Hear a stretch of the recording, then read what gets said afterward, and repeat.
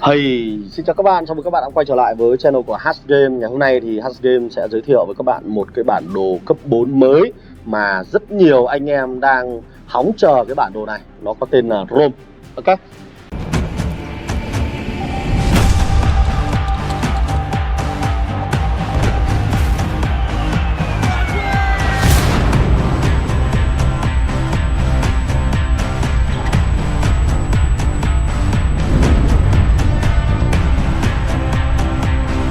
Rồi, trong video clip này thì mình sẽ giới thiệu về chi tiết về bản đồ cũng như các công trình, các vị trí trọng điểm và một số các hiệu ứng hoạt họa mới hoặc các vùng chiến thuật mới để chúng ta có sự chuẩn bị tốt nhất dành cho những người mới chúng ta lên tham gia vào bản đồ Rome.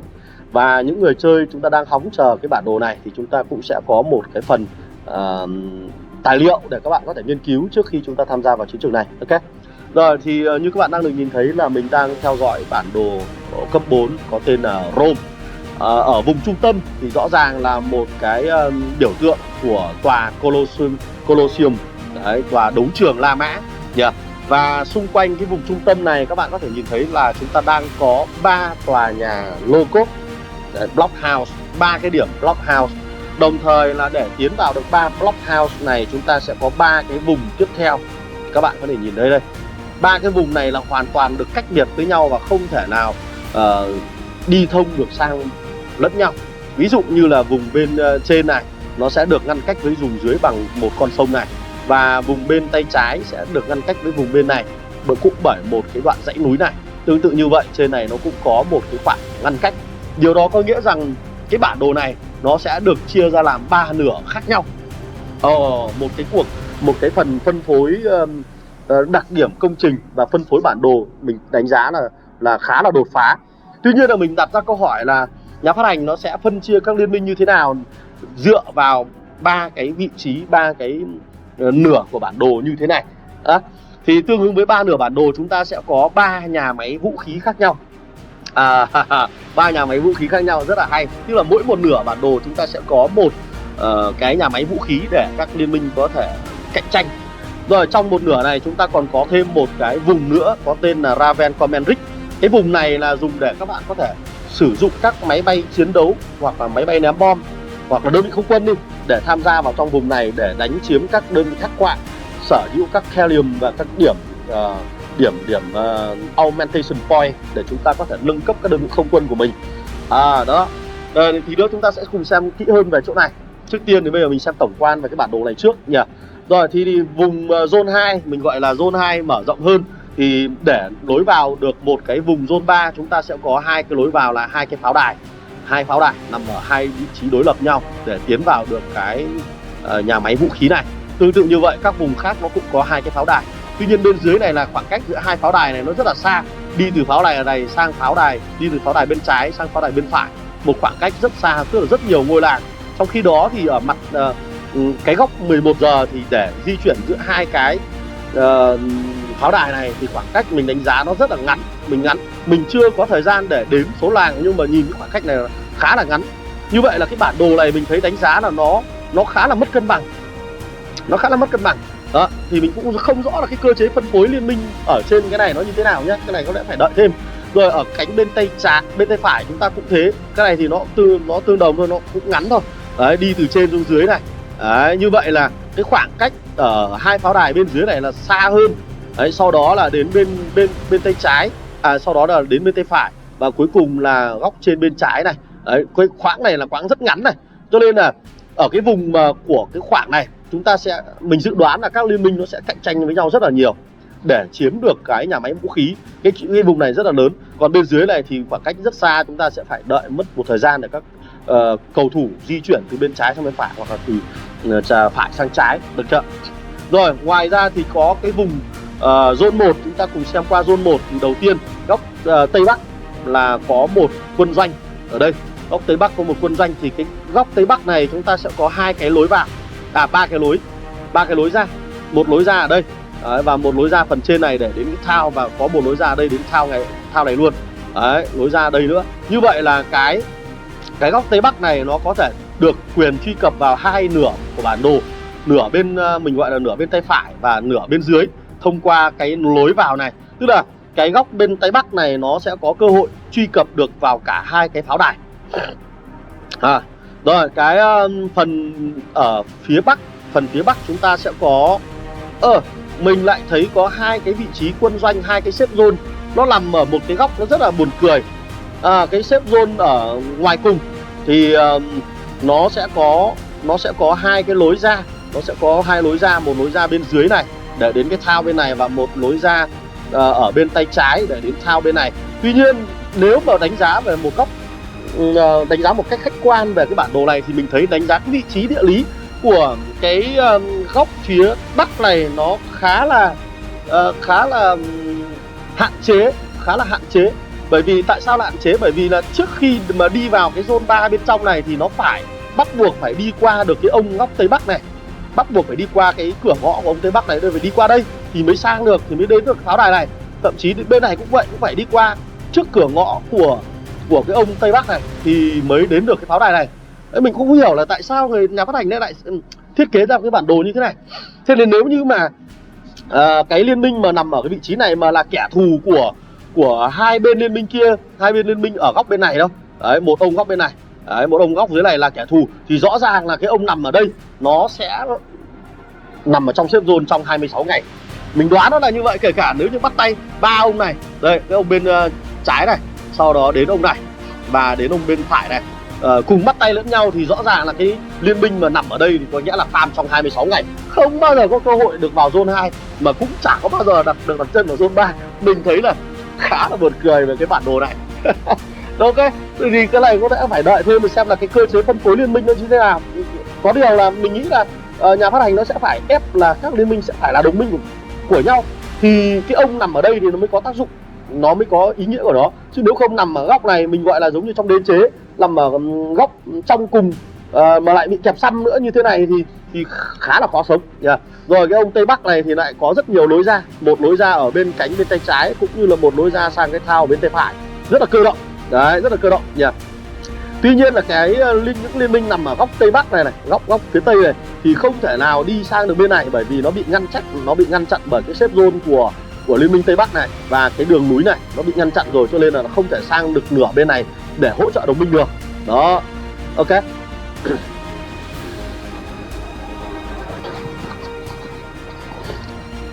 Tương tự như vậy là những liên minh ở góc Tây Bắc kia cũng không thể nào mà đi xuyên xuống dưới phía Nam này để hỗ trợ cái liên minh ở góc phía Nam này được.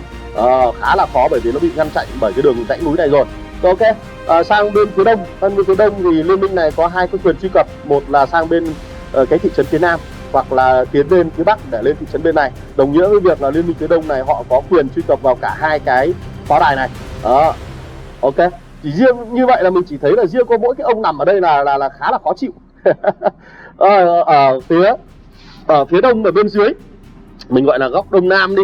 Đấy, góc Đông Nam này thì nó sẽ cũng có hai cái lối ra, một lối ra lên đến thị trấn ở phía Bắc và một lối ra sang cái thị trấn ở phía Tây nhỉ. Còn chỗ này nó là con sông này, chỗ này là con sông thì chúng ta chỉ có thể là dùng trực thăng là bay qua con sông này thôi. Đấy, bay qua con sông này thôi.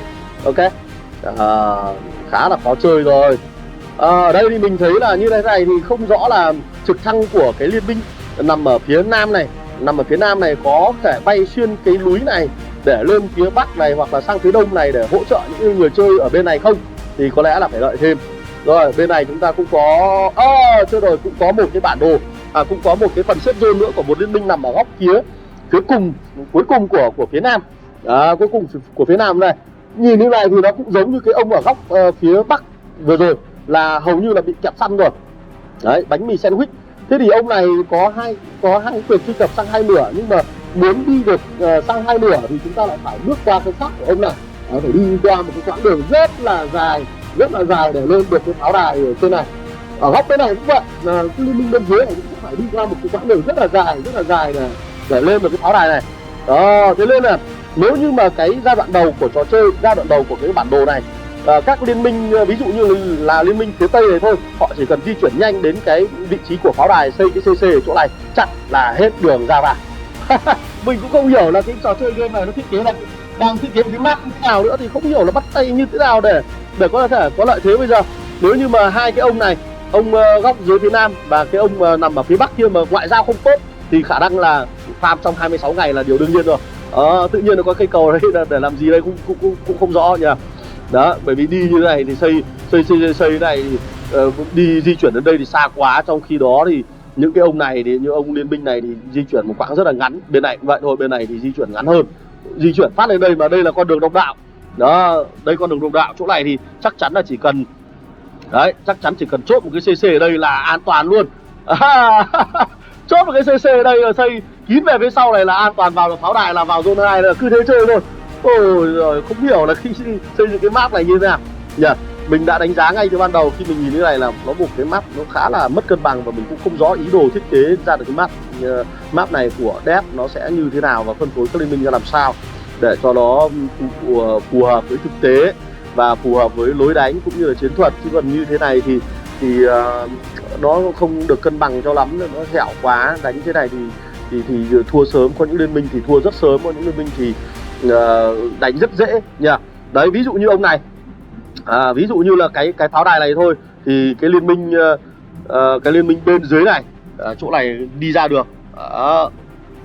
Chỗ này là đi ra được không? Được. Đấy, chỗ này đi ra được thì chứng tỏ là họ phần bên trong này, đấy, cái liên minh ở chỗ này đi sang cái pháo đài này cũng gần. Ông này đi lên góc này, đi xuống đây cũng gần. Đó, chỉ có điều là đi sang đây thì hơi xa thôi, còn riêng liên minh này thì cũng đi được. Đấy, riêng liên minh này cũng đi được. Như vậy là thậm chí là còn gần hơn. Đấy, thậm chí là còn gần. Ở đây thì họ có thể hộ tống các cái xe tải di chuyển một cách một quãng đường rất là khá là an toàn. Trong khi đó thì ông người chơi ở góc này phải đi di chuyển một cái quãng đường rất là xa để có thể tiến tới được cái vị trí mà cần xây dựng căn cứ ở đây. Rồi riêng ông này thì đúng là hẻo hẳn rồi. Đi lên đây thì phải đi qua cửa nhà ông này, mà đi đến đây thì cũng phải đi qua cửa nhà ông này. Vậy là nếu như một cái bài bánh mì sandwich thì khá là khó, không biết là có lối vào như thế nào nữa. Giời ơi. Trong khi đó thì ông phía đông này đi lên pháo đài này cũng rất ngắn, chỉ cần xây dựng được CC ở đây là có thể chốt lại được nhỉ. Đấy, thì mình ở đây mình thấy là có những cái điểm mà khả năng là nhà phát hành nó sẽ không thể cho các cái liên minh hỗ trợ lẫn nhau. Ví dụ như là liên minh phía đông nam này không thể bay lên đây để vào cái vùng thị trấn này để có thể hỗ trợ được lẫn nhau. Đó, tương tự như vậy là cái ông ở phía đông này, ông phía đông này không thể đi lên đây để hỗ trợ các liên minh trên này được. Đấy, tương tự như là những cái liên minh góc này thì không thể nào đi sang bên này để hỗ trợ được, bởi vì nó ngăn chặn hết rồi. Rồi cái ngăn chặn này nó giống như ở bản đồ San Francisco, nó đều ngăn chặn hết và chúng ta không thể nào di chuyển được. Đấy. Rồi ở đây chúng ta thấy có một cái đường này, mình sẽ xem một chút. Đường này nhìn ở trên bản đồ thì các bạn có thể thấy là nó là mở, nhưng thực ra là nó là một cái quãng tường thành ngăn chặn cái việc di chuyển của các đơn vị. Đấy, thì nhìn nó mở thôi nhưng mà thực ra nó là tường thành và chúng ta không thể nào đi qua đây được, và thậm chí là kể cả trực thăng, hình như là trực thăng cũng không thể đi qua đây được. Đó nhá. Đấy, đây là tường thành này mình thấy khá giống trong game AOE. Rồi phần tiếp theo thì chúng ta sẽ cùng nói qua một chút về cái vùng Raven Comendric. Là cái vùng này là vùng để chuyên dành cho các cái đơn vị không quân chúng ta chiến đấu thôi, lục quân không thể là bước vào đây được. Đó, vùng này, và chúng ta sẽ có nhiệm vụ là chiếm cái vùng này để có thể lấy được các cái điểm liên minh. Điểm liên minh này có thể quy đổi được sang điểm danh tiếng các bạn ạ. Đó, và mỗi một khi mở ra các cái vùng này thì nó sẽ có các cái con hắc quạ ở trong này. Mình sẽ xem qua cái vùng level 1 này đi.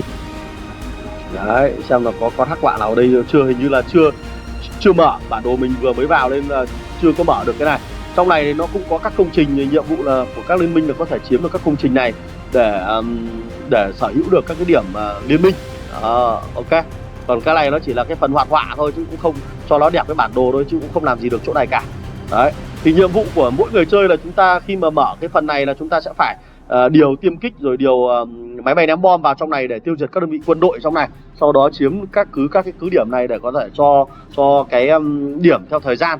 Thì cái này nó cũng có ngày giờ mở hẳn hoi và nó mở theo định kỳ. Hình như cứ khoảng 72 giờ thì nó sẽ mở cái phần vùng này để các liên minh có thể tranh đoạt. Đó. Tuy nhiên là nếu như trường hợp là nếu như mà một liên minh mà xây phủ kín chỗ này rồi thì rõ ràng là các liên minh khác ở cái nơi khác không thể nào mà rất khó, mình gọi là rất khó để có thể đơn vị không quân vào trong các cái vùng tranh đoạt này để chúng ta có thể kiếm được nhiều điểm hơn. Đó. Rồi chúng ta sẽ xem qua một số các công trình xem là nó sẽ cộng cho những cái gì. Trước tiên là cái thị trấn. Thị trấn này nó sẽ cho chúng ta là 3,5 triệu ngân quỹ trong mỗi ngày, và mỗi 1 phút nó sẽ cho thêm 8 điểm danh tiếng. Và đây mình thấy chỉ có một cái pháo đài thôi. Đấy, một cái pháo đài và một nhà lô cốt. Pháo đài này tăng sát thương cho quân đội và căn cứ 4%, đồng thời cho điểm danh tiếng là 2 điểm trên 1 phút. Đây là một pháo đài. Chúng ta sẽ cùng xem các pháo đài này nó có khác nhau ở các nửa của bản đồ không.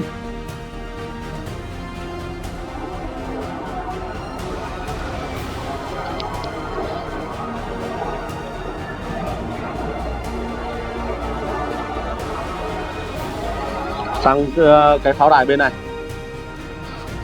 Pháo đài bên này cũng là sát thương. Ok.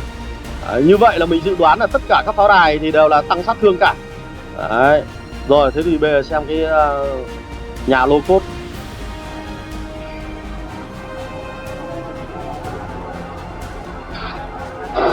Cái tòa nhà lô cốt này tăng độ bền 6%. Đấy, tăng độ bền 6%, và mỗi điểm danh tiếng sẽ tăng là được là 3 điểm danh tiếng trên 1 phút nữa. Rồi. Ok, xem cái tòa đấu trường La Mã bên trong này đi.